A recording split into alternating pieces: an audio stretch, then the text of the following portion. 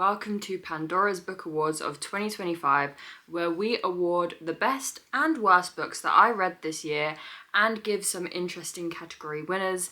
I will go through all the nominations and the winners, and we will be left with both the worst book and the best book right at the end of this video. Hopefully you enjoyed this video. I got this idea from Meredith Novico, so definitely check out her channel. And let's just jump straight into it. So we have got a few categories for tonight's awards. The first we've got is the most surprising read. And the nominations are So Thrilled for You by Holly Bourne, The Spectacular by Fiona Davis, The Divine Mortals by Amanda Helander, and How to Lose a Lord in 10 Days by Sophia Irwin. Each of these books surprised me in a different way. So Thrilled for You surprised me because it was a book that I hadn't really heard anyone talk about, and it was recommended to me by my fiance's cousin, and I didn't have much expectations going into it, but it ended up being a 5-star read for me. The Spectacular surprised me because I had heard no one speak about it, and I just thought the premise was interesting, and it was so much more than I thought it was going to be. The book had so many great things to it, and the blurb just didn't give it justice. Divine Mortals was a book that I had put off for a long time, and I thought I was going to hate. Okay. And then Shock Horror, I absolutely loved it. The first 50 to 70 pages, I thought this was going to be a slog of a book, and I was going to hate it. They ask you how you are, and you just have to say that you're fine when you're not really fine. And then by the end of it, I couldn't wait for the next book to come out. And the last one, How to Lose a Lord in 10 Days, surprised me because I hadn't read a romance in a long time, and it was also my first historical romance book that I'd ever read. Inserts himself? Inserts himself where? It made me so giddy, and I was so obsessed with it and happy reading it. Like, I hadn't felt that way about a romance book in so long, and it really just slapped me in the face with how good it was. Now for the winner. Drum roll, please. Divine Mortals, because I truly thought I'd hate that book, and it ended up being a 5 stars. Next we have the most disappointing read, and this was a book that surprised me in a bad way. You're mad at me. I'm not mad. I'm just disappointed. I was expecting it to be one of my favourite books of the year. Boy, was I wrong. So the nominees are Deep Cuts. Oh, by what's her name? I don't know her name. Let me see what her name is. Deep Cuts by Holly Brickley, Wrath of the Triple Goddess by Rick Riordan, Our Infinite Fates by Lauren Stephen, and Ex-Wife by Ursula Parrow. These books, boy were they a ride. Firstly, Deep Cuts. From the premise and how it was marketed, I thought I would fall in love with this book. And actually, it was just boring, not much plot. To me, felt like the author's way to analyze songs that she loved. Nobody cares.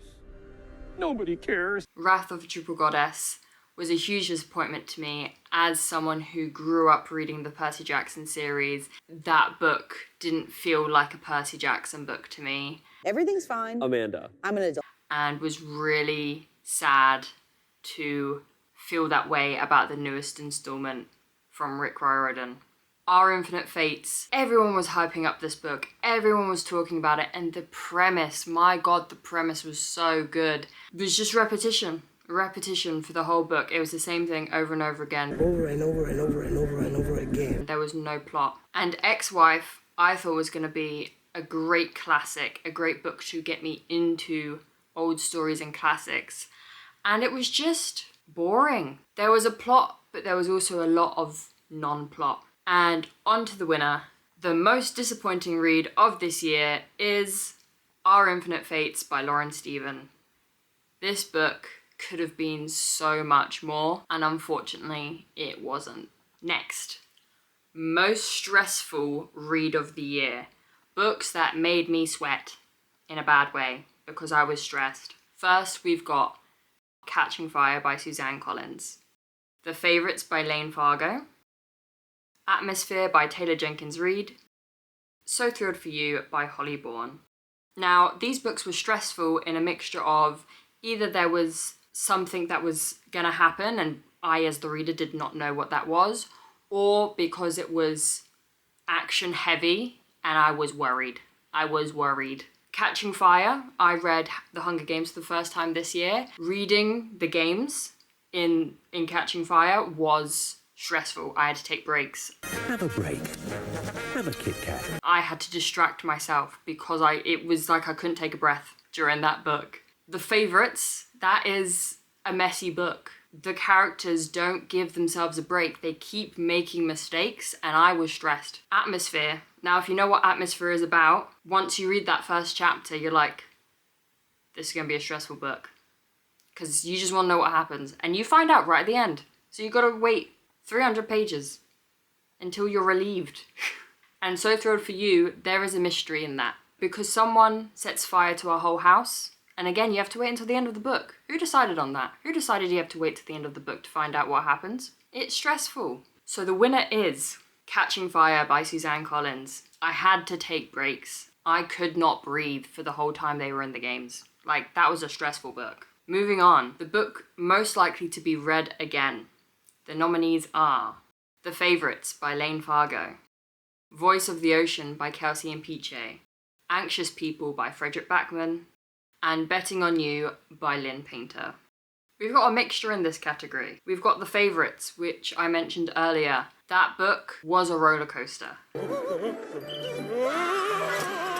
I would love to read it again in a few years' time. Voice of the Ocean was a great YA fantasy. I was obsessed with it at the time. I think I read it in 2 days. I would love to read it again. Anxious People by Fredrik Backman. This one took me by surprise. I flew through it. I loved it. And Betting on You by Lynn Painter was a fun, feel-good romance book. And it was so cute. So now for the winner.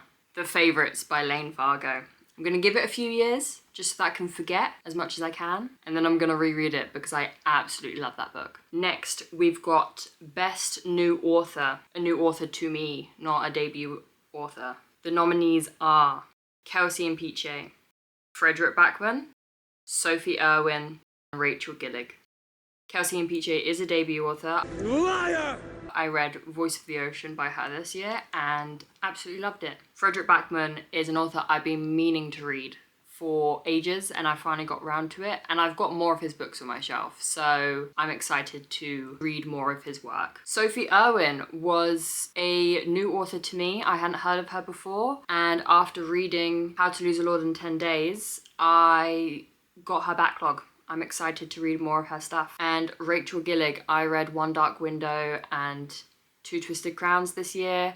I bought The Night and the Moth straight away. After finishing that duology, I'm excited to see more of her stuff. So now the winner is Sophie Irwin. She is an author that I haven't heard a lot of people talk about, but my God, did I love her work. And I'm so excited to read her stuff. I am pacing myself because I could have finished all of her books this year, but then I would have nothing left. So I have paused on her work so that I can elongate it. And I'm excited for her next release. Next is series I'm most excited to finish next year. The nominations are Divine Mortals, Voice of the Ocean, Alchemy of Secrets, and The Hunger Games.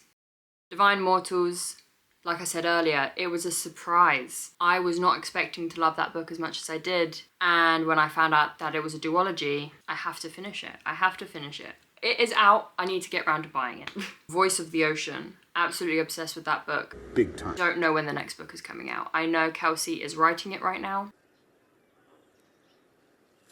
so I imagine I'm gonna have to wait a bit, which is very sad. Alchemy of Secrets. This one was a surprise. It was my first Stephanie? Nope, scratch that. Reverse. It was my first Stephanie Garber book. I am considering now reading the Caraval series and the Once Upon a Broken Heart series while I wait for Alchemy 2. And The Hunger Games. I have read the original trilogy.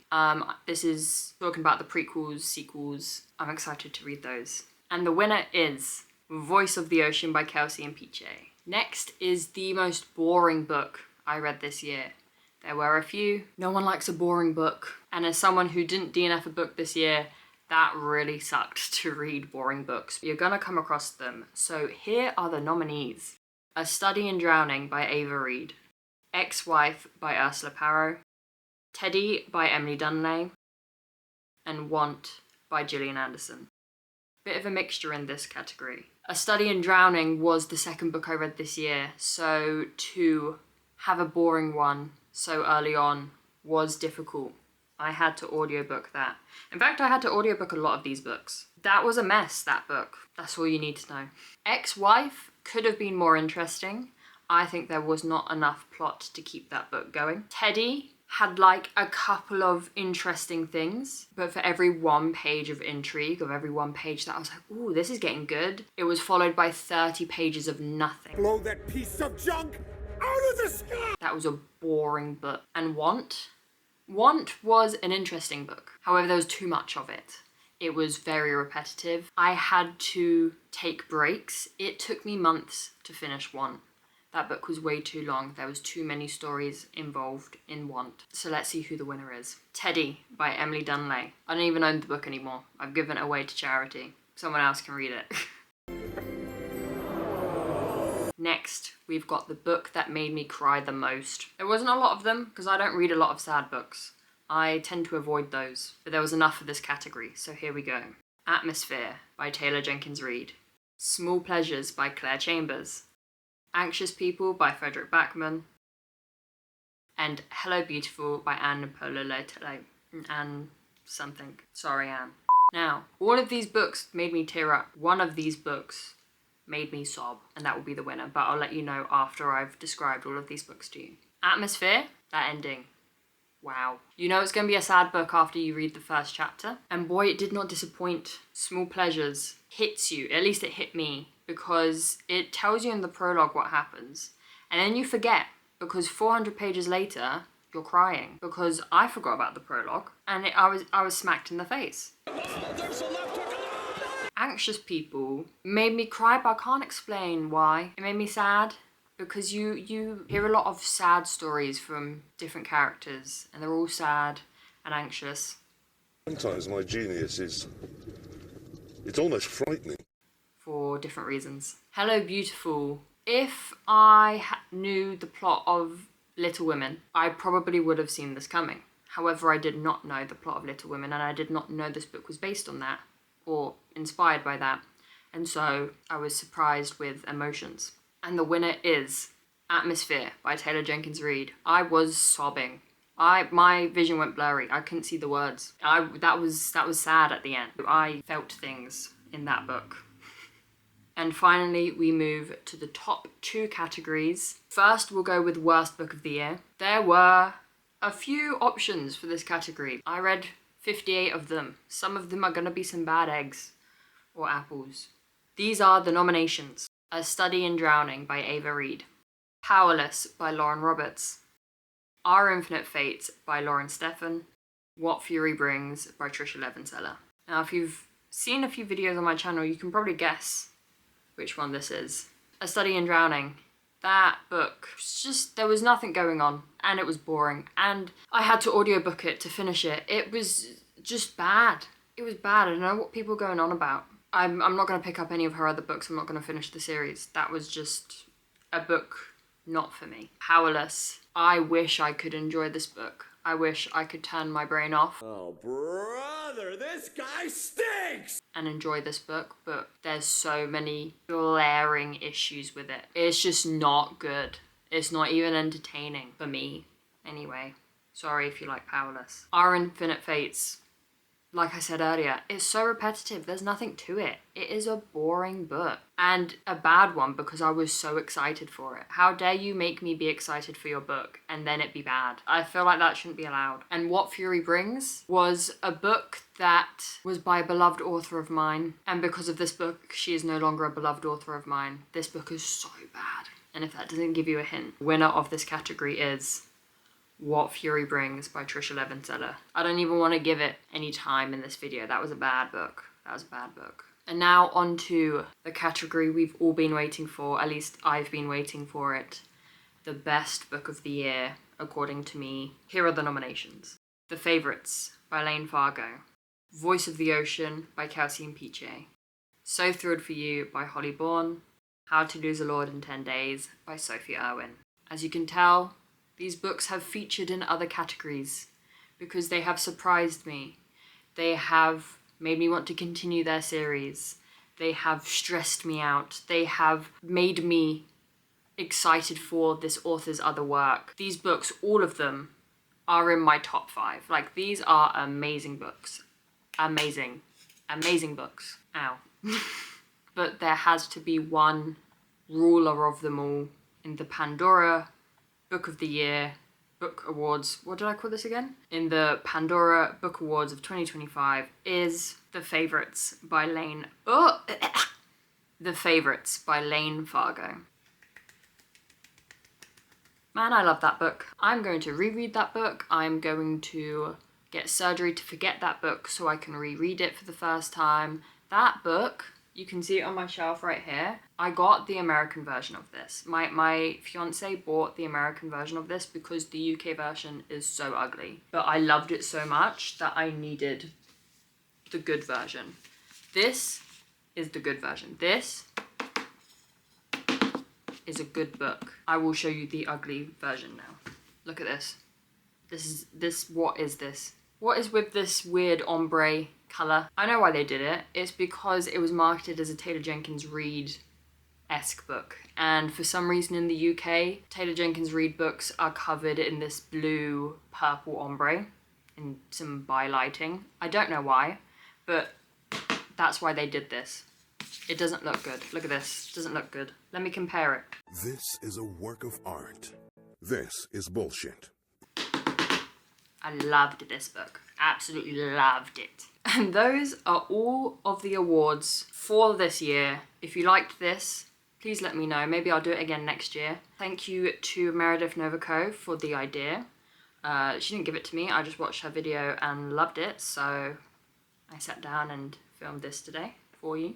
And I shall see you next year with more book videos.